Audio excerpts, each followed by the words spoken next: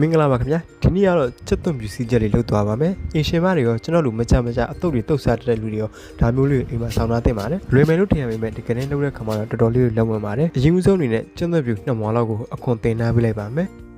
ပြီးလို့ရှိရင်တော့ကတိဘုံမှာချက်သွန်ပြူတွေကိုချိုးပိန်လုပ်ထားပေးလိုက်ပါမယ်ခင်ဗျာကဲပလန်နာရှိလို့ရှိရင်လည်းပလန်နာနဲ့ကြိတ်လို့ရပါတယ်ကျွန်တော်ကတော့ဒီတိုင်းပဲဓာတ်နဲ့ကြိတ်လိုက်ပါတယ်ပြီးတော့လို့ရှိရင်တော့ဒေဝထဲမှာစီကိုလိုချင်တဲ့လောက်ထည့်လိုက်ပါမယ်အယောင်လှဖို့အတွက်လည်းစနေမုတ်အနေငယ်ထည့်ပါတယ်ခင်ဗျာ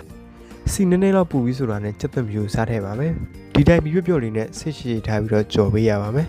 ဒီချိန်မှာတော့အဆက်မပြတ်မှွေနေပေးဖို့လိုပါတယ်မဟုတ်လို့ရှိရင်တူးသွားတာတွေဖင်ကတ်သွားတာတွေအကြက်မညီတာတွေဖြစ်တယ်လို့ပါကြော်နေရင်ဒီလိုဆွေးဦးရောင်လေးတွေတန်းလိုက်ပြီဆိုလို့ရှိရင်တော့ချလို့ရပါပြီ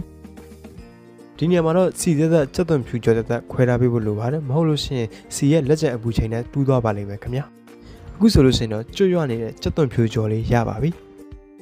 ပြီးတော့လို့ရှိရင်တော့နှစ်ခုစလုံးကိုနိုင်ဝက်လောက်အေးခန္ဓာပေးရပါမယ်စီလုံးဝအေးသွားပြီဆိုမှချက်သွန်ဖြူရဲ့စီကိုပြန်ရောထားပေးလိုက်ပါမယ်ခင်ဗျာအခုဆိုလို့ရှိရင်တော့ကျွတ်လေးနဲ့တာရှည်ထားခံတဲ့စီချက်တစ်ပလင်းကျွန်တော်ရပါပြီအဆုံးလေးကြည့်ပြကြလို့ကျေးဇူးတင်ပါတယ်ခင်ဗျာနောက်ထပ်ဗီဒီယိုတွေမှာပြန်ဆောင်တွေ့ပါမယ်